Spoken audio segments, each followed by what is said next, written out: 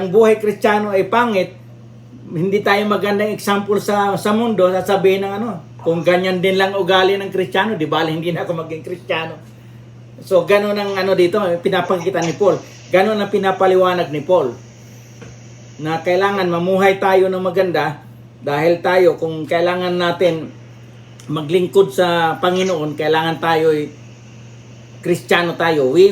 To serve, we must be a Christian, no longer slave to sin. You cannot serve the risen Savior kung ikaw mismo hindi ka Kristiyano. Kailangan tinanggap mo siya bilang personal Lord and Savior mo para bigyan ka niyang karapatan na maglingkod sa Kanya. So you cannot serve if you are not a Christian. So tinawag tayo ng Panginoon, kahit tayo personally hindi nakita ng Panginoon kagaya ni Apostle Paul, tinawag din niya tayo bilang mga anak ng Diyos. Binigyan niya tayo ng karapatan na mag-share ng good news, na mag-share ng gospel. So pinapakita natin sa buhay natin, sa pamumuhay natin, sa pananalita natin, para ma-share natin ang good news, the gospel, that Jesus Christ died for our sins and rose from the dead after 3 days. So yun ang gospel, the good news. So yun ang brief history ng chapter 1, ng verses 1 to 7. So ngayon, ang tatalakayin natin ay verses 8 to 17. So, babasahin ko lang Romans chapter 1 verses 8 to 17. Verse 8, sinasabi niya ito, "First, I thank my God through Jesus Christ for you all, that your faith is spoken of throughout the whole world. For God is my witness, whom I serve with my spirit in the gospel of His Son, that without ceasing I make mention of you always in my prayers, making request if by some means now at last I may find a way in the will of God to come to you. For I long to see you, that I may impart to you some spiritual gift, so that you may be established, that is, that I may be encouraged together with you by the mutual faith, both of you and me. Now I do not want you to be unaware, brethren, that I often planned to come to you, but was hindered until now, that I might have some fruit among you also, just as among the other Gentiles. I am a debtor both to Greeks and to barbarians, both to wise and to unwise. So as much as is in me, I am ready to preach the gospel to you who are in Rome also. For I am not ashamed of the gospel of Christ, for it is the power of God to salvation for everyone who believes, for the Jew first, and also for the Greek. For in it, the righteousness of God is revealed from faith to faith, as it is written, the just live by faith." So dito, sinabi ni Apostle Paul, first, in verse 8, "First, I thank my God through Jesus Christ." I thank my God. So lahat ng ginagawa natin, it is good to begin everything with the blessings from God. And everything to give thanks. Iaano natin lahat ng ginagawa natin, paggising natin sa umaga, ano man natapos natin, we thank God. It is good to begin everything with blessing God. Kaya sabi ni Paul dito, "Grace to you. First, I thank my God through Jesus Christ for you all, that your faith is spoken of throughout the whole world. In our thanksgiving, it is good for us to see God as our God." Hindi lang iniisip natin ang God nating provider lang, o inaano natin, nananalangin tayo, "Panginoon, bigyan mo naman ako ng pangailangan ko." O "Panginoon, pagalingin mo naman ako ng sakit ko." Puro, ang tingin natin sa Panginoon, talagang hindi siya God. Ang tingin natin, provider siya. Ang tingin natin, para manggagamot lang natin siya. Pag kailangan natin ng mga pagpapala, tawagin natin Panginoon. Pero hindi natin siya tinitingnan, talagang tinitingala natin na He is God. So, in everything, first, sabi nga dito ni Paul, I thank my God for you. So, ako ay nagpapasalamat ngayon na kayo nakasali. So, I thank my God that we were able to gather together para lang makapag-aral tayo ng salita niya. So, ganun ang ni Paul dito. First, I thank my God for you all. Sabi niya dito, for you all. So, tayo ganun din. We must express our love to our friends, mga kaibigan natin, mga kasama natin, not only by praying for them, but also by praising God for them. So sabi ni Paul dito, I thank my God through Jesus Christ for you all, that your faith is spoken throughout the world. So, God must have all the glory, all the comfort we have in our friends. Pinanalangin natin kaibigan natin, pinapanalangin natin kamag-anak natin. So, but in doing so, wala tayong personal na ano doon, kundi iano natin sila sa Panginoon. Parang ilapit natin sila sa Panginoon. Kaya sabi ni Paul, first, I thank my God for you all. Yan ang ano natin. Sabi niya dito, your faith is spoken of. Hi, Mercy. Hello! Yan, dito kasama natin ngayon si May, mga teachers to sa Arizona. Si May at saka si Tess at saka si Rods. Dito sila. Ay po. Aloha. Aloha pa rin. Oo nga, aloha tayo. Punta Oh. tayo ng Hawaii, Tess, May. Yes po. Sige, continue. Okay, continue muna. So, Tia and Mercy, nasa verse 8 tayo ng chapter 1 ng Romans. So sabi ni Paul, first, I thank my God through Jesus Christ for you all. So sabi ko nga, in everything we do, first, we have to thank God. We have to begin everything with blessing God and everything to give thanks to our God. All our duties and performances are pleasing to God only through Jesus Christ. Praises as well as prayers. So si Apostle Paul, sinabi niya rito, I thank my God. Everything. First thing, I thank my God. Sabi dito, for you all. Because we must express, we must express our love to our friends. Not only by praying for them, but also praising God for them. Ilalapit natin ang mga kaibigan natin, mga kamag-anak natin sa Panginoon. So sabi ni Paul, I thank my God for you. So ganun tayo, papasalamat tayo sa Panginoon for you. Ngayon, nagpapasalamat tayo kasi sa Panginoon for you. For Tess and May and Rods and Tia and Mercy are able to join us. So I thank my God for you all. Kaya nga sabi ni Paul dito, Amen. I thank my God for you all that your faith is spoken. Dahil habang gumagawa tayo ng ganito, ang ating Bible study, pinapakita na ang faith natin is spoken of. Right. Kaya nga, throughout the whole world, that is, dito kanong panahon ni Paul, nagpunta sa Roman Empire, ang Roman Christians, ganun kasi noon, pinipersecute. Kaya nababalitaan ni Paul na talagang matibay ang pananampalataya ng mga Roman Christians. No? Kaya sabi nga niya, pinananalangin ko kayo kasi yung faith nyo, kalat na sa buong mundo na balitang-balita na talagang matibay ang pananampalataya nyo. Sabi niya, that your faith is spoken of throughout the whole world. Sabi nga dito, throughout the whole world. At that time, the Church of Rome was a flourishing church. Kaya lang, nag-backslide siya, nag-change ng Rome. So, like now, Rome is not what it used to be. Kaya ang panalangin ni Paul, sabi na nga dito sa verse na, for God is my witness. For God is my witness. Kaya napaka ni Paul dito. Pag sinabi mong for God is my witness, it is very comfortable to be able to call God to witness our sincerity and constancy in the discharge of our duty. Kaya nga minsan ako, sabi yung kay Beth, pag may mga ginagawa kami, sabi ko, Ma, God is my witness. For God is my witness. Si Apostle Paul, sabi niya to, for God is my witness, whom I serve. Very truthful siya.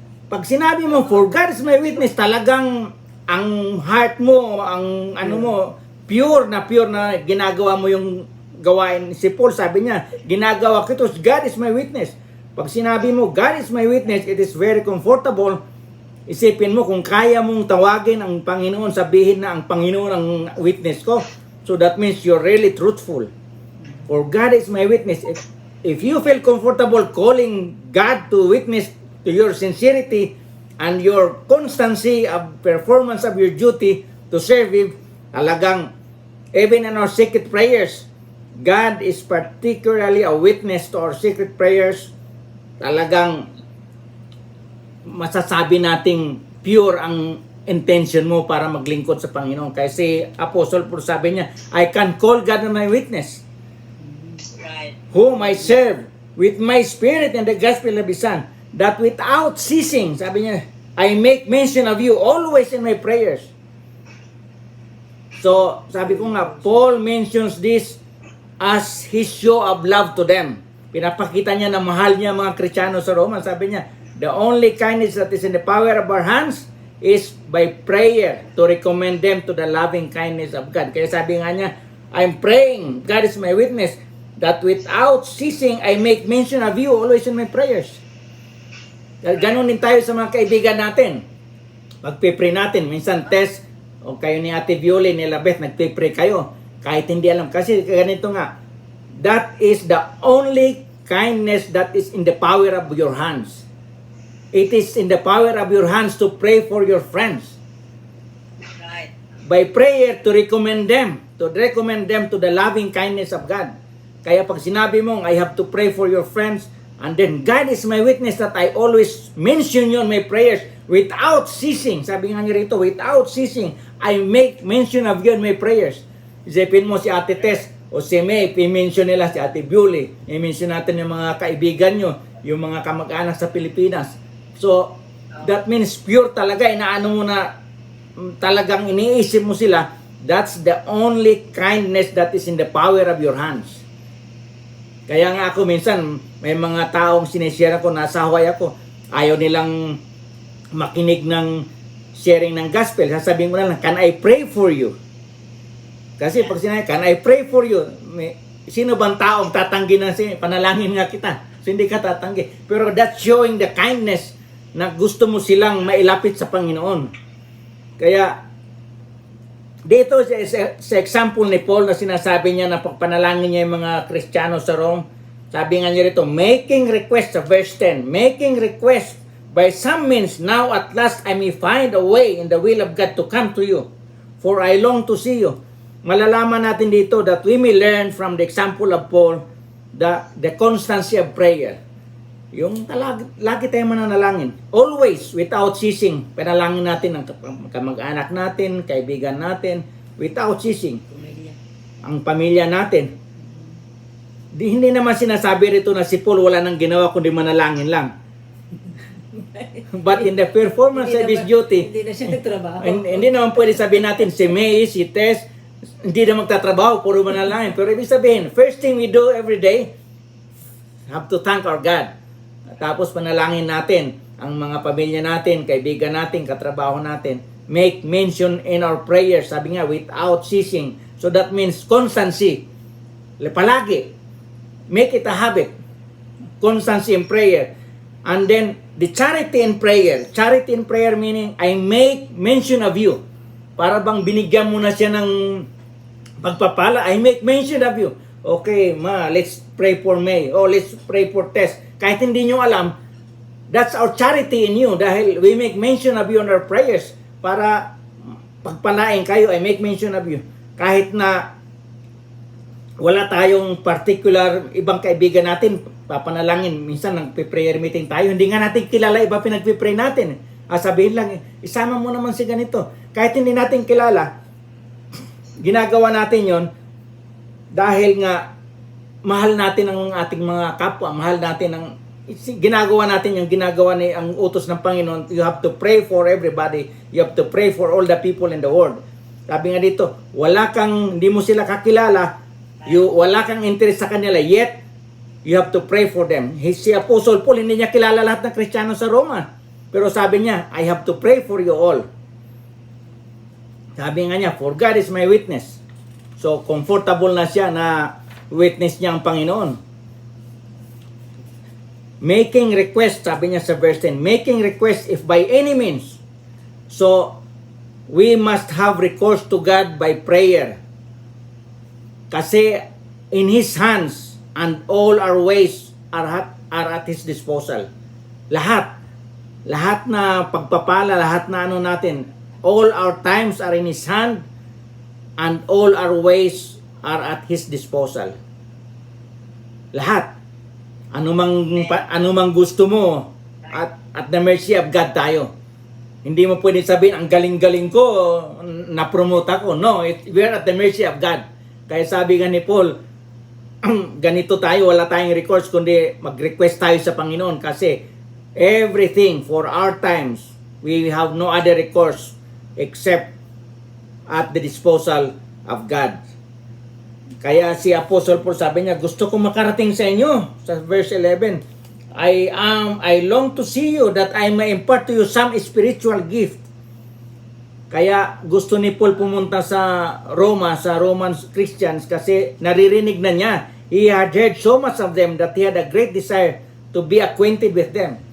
Parang sabi ko, ay, ang galing-galing naman nila doon. Gusto ko nga makilala yon. Sino ba yung mga Kristiyano doon na masisipag sa gawain?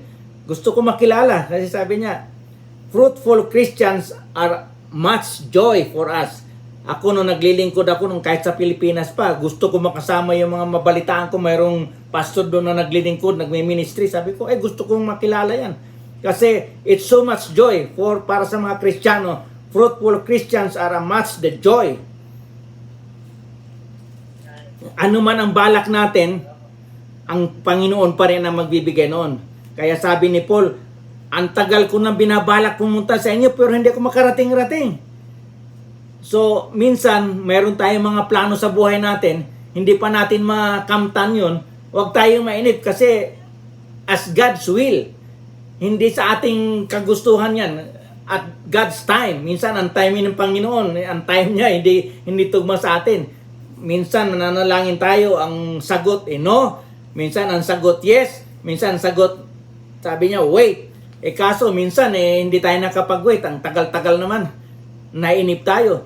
Kita mo nga, ako ilang taon ako pinagpipray ni Mama. Baka 20 years ako pinagpipray.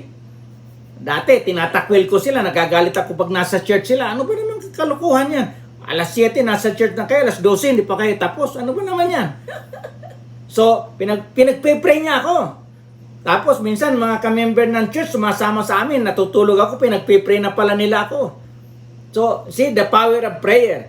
Kaya, huwag tayong magano na, titigil tayo kasi wala naman nangyayari. You have to wait. Sometimes you have to wait 40 years. Sometimes you have to wait 20 years. Because God's timing is different from our timeline. Magkaiba tayo.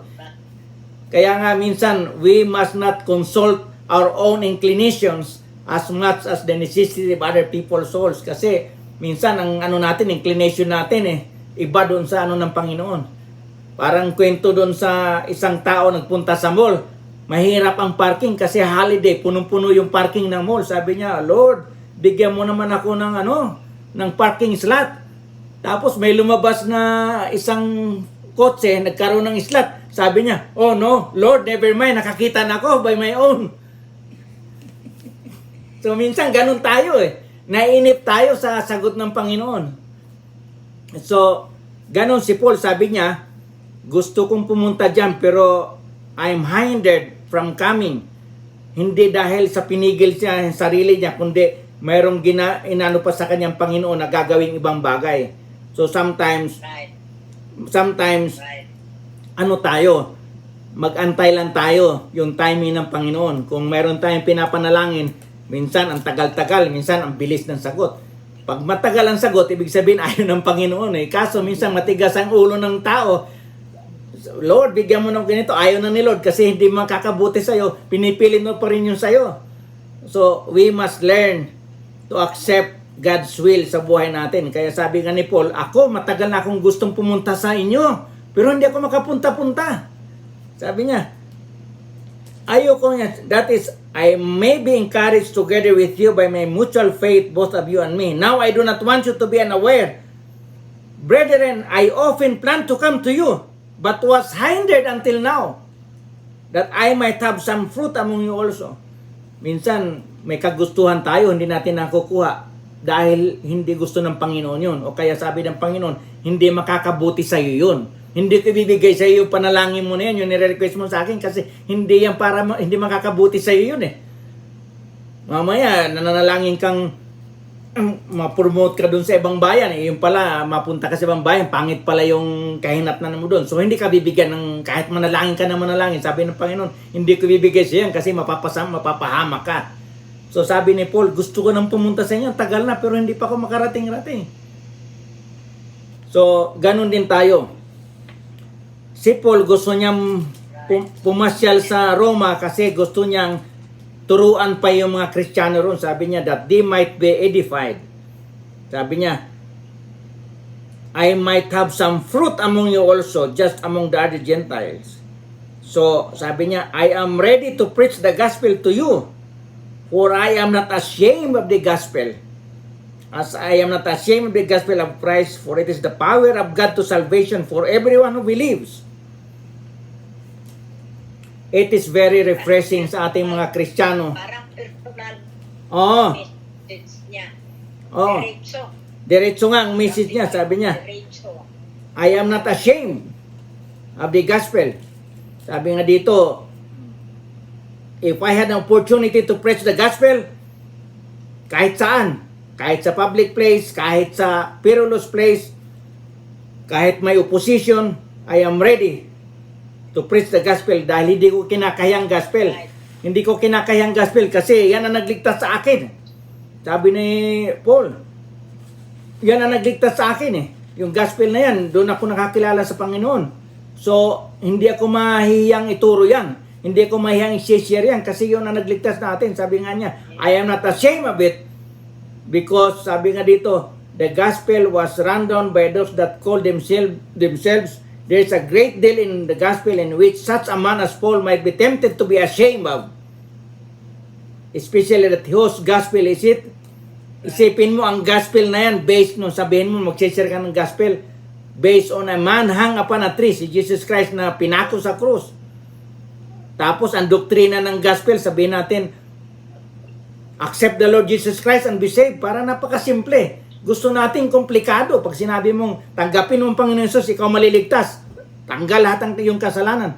Parang pag ikaw intellectual, sabihin mo, ganun lang ba yun? Ganun ba kasimple? Parang nakakaano naman yun. Parang hindi ka panipaniwala. Napakadali. Napakadali naman. Ganun lang, tanggapin ko siya. Tapos na. Tapos na. Wala na akong kasalanan. So, parang sa ibang tao, nakakahiyang i-share yan yung ganong ano eh. Na napakasimple. Tapos yun, ito lang, wala akong gagawin eh. Ito lang. Akala ko ba, kailangan pagtrabahoan ko yan. Pero sabi nga dito, believe. Sabi nga dito, it is by faith. For it is the righteousness of God revealed from faith to faith. As it is written, the just shall live by faith. So, ano nga dito? It is only through the power of God. Without that power, the gospel is a dead letter. Without the power of God. Yung sulat ni Paul sa Romans, without the power of God is just a dead letter. Kaya nga, the revelation of the gospel is the revelation of the arm of the Lord.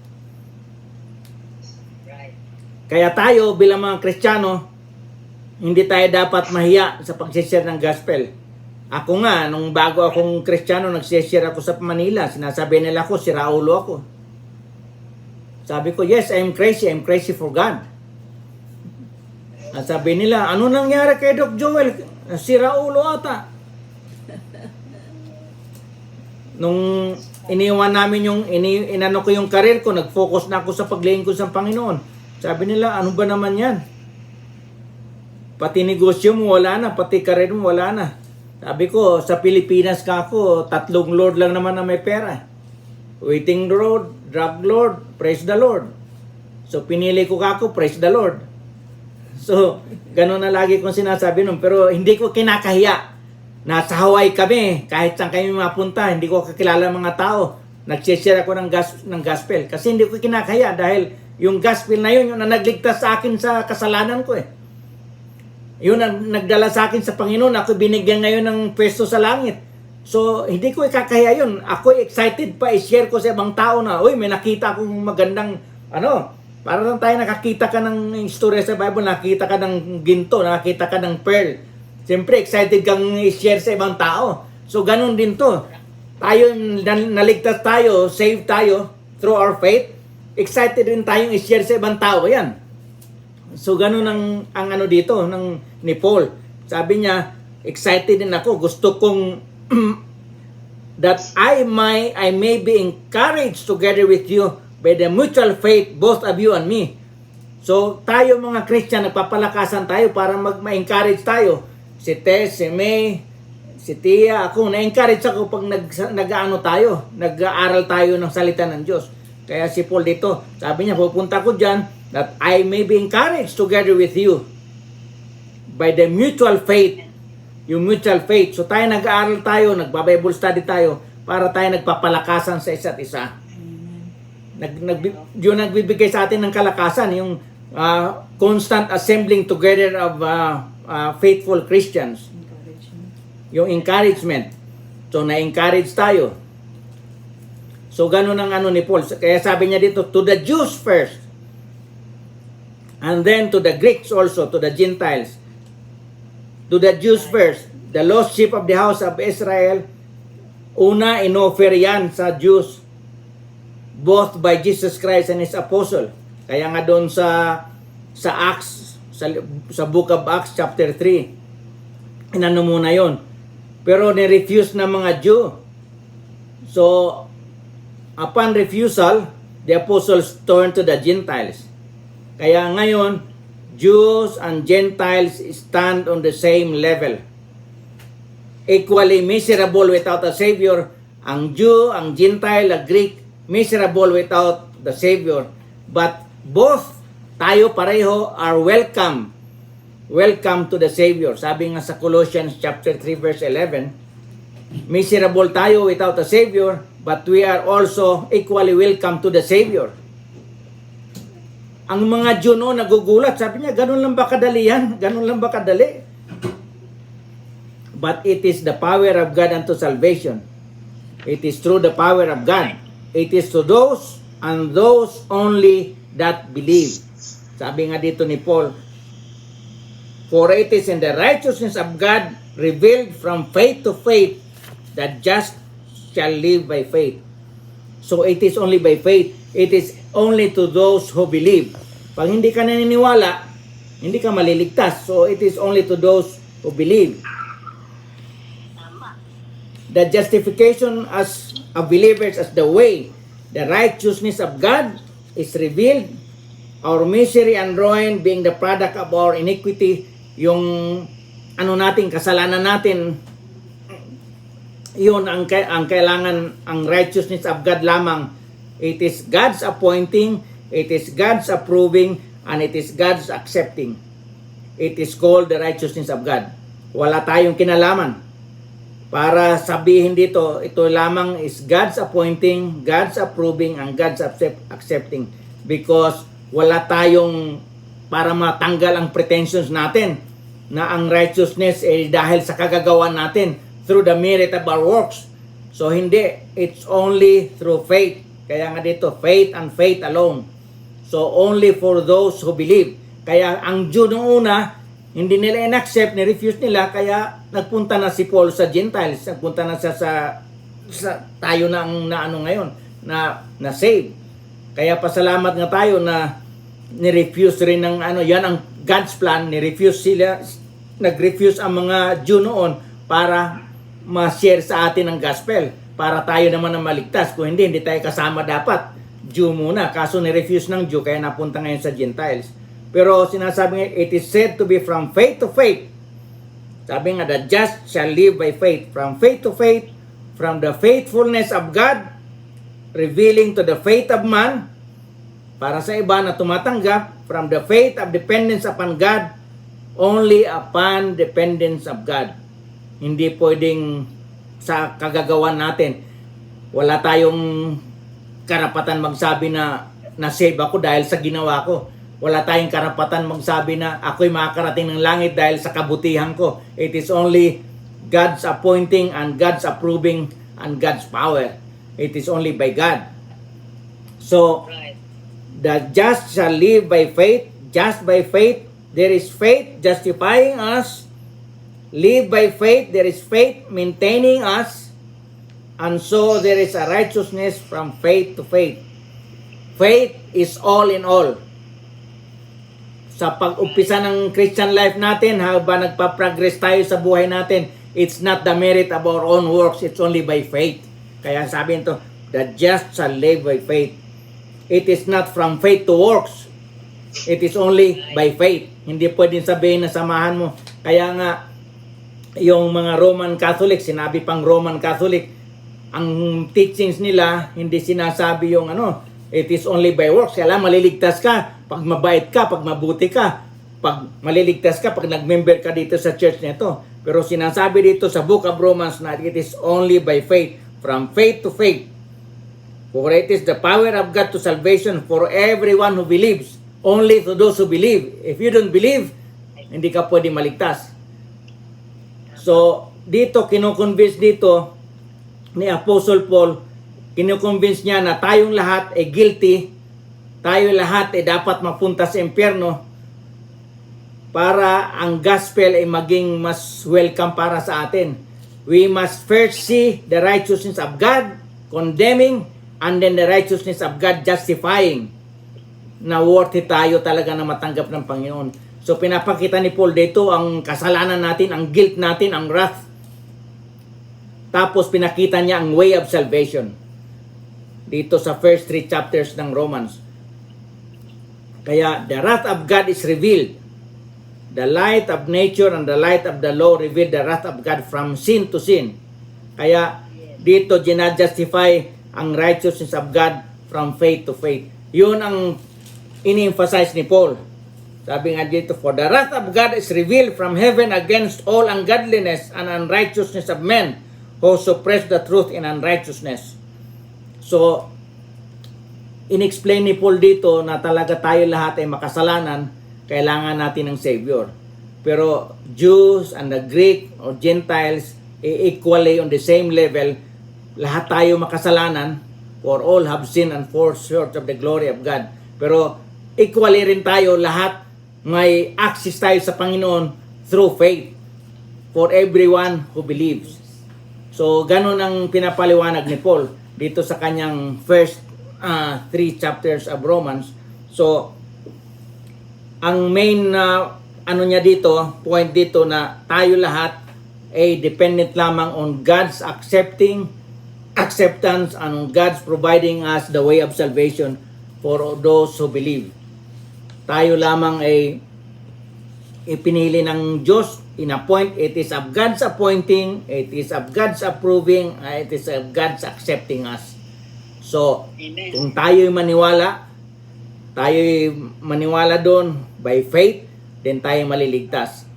Not by our own merit, of our works, but it is because of God's appointing and approving and accepting the righteousness of God.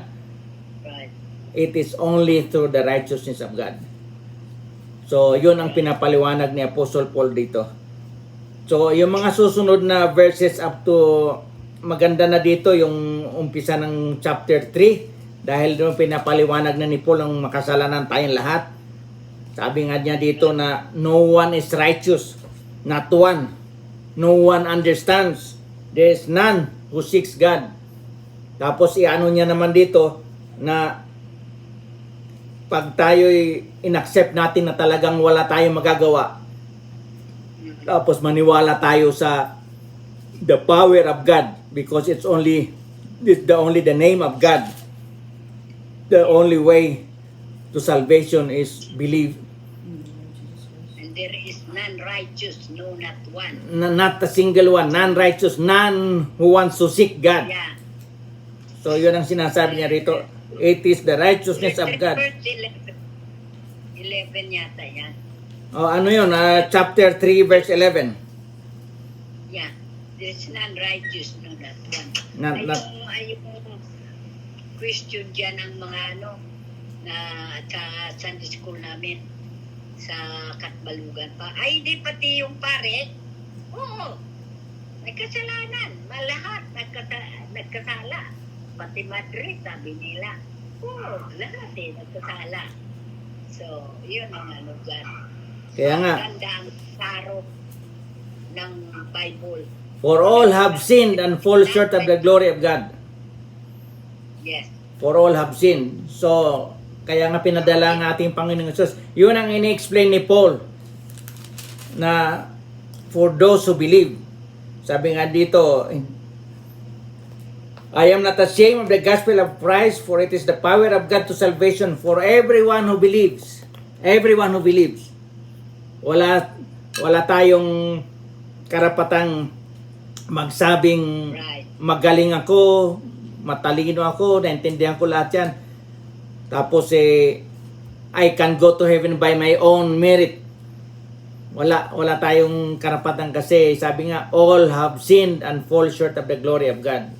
So, the power of God to salvation is only for those who believe. Kaya sabi dito ni Paul, from faith to faith, the just shall live by faith. So, Right. Question. may question ba tayo? May? Tess? Andito si Tia. Pastor's wife ito si Tia. Matagal ito nag-mission sa Indonesia, sa Pilipinas. So, Sunday school teacher yan.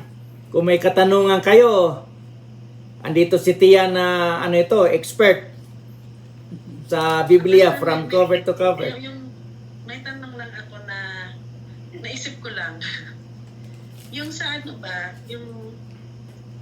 hindi ko kasi ito na, parang ngayon ko lang naisip.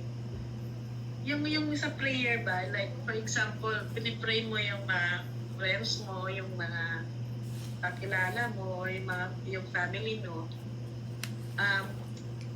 What if kung pinipray mo yung like yung kaaway mo, like pinipray mo yung kaaway mo na yung parang i-ano sila, yung parang i-bless din sila, gano'n. At saka, kasi minsan tayong mga tao, ako honestly, minsan, nagpipray ako para sa kanila, pero minsan merong kirot. pero nagpipray ako, pero honestly talaga, merong kirot na, minsan sabi ko, pinipray ko sila, pero, ano yung tawag dito, pinapakinggan ba ng Panginoon yung prayer ko? Kasi merong deep inside sa akin, merong minsan kirot, gano'n. So, sa sige-sige ko na prayer for them, nawawala rin. Pero yung instant na prayer, okay. Pero yung ipipray mo ba sila na bagong-bago na parang Fresh pa. bawat pray ko parang siguro mga 1 to 2 months na pinipray ko sila, pero yung kirot nandun. So, naisip ko lang, napakinggan kaya ako ng Panginoon para doon. Kung ang intention mo maganda, pure ang intention mo. May intention mo maganda, before you speak, na I will be praying for you.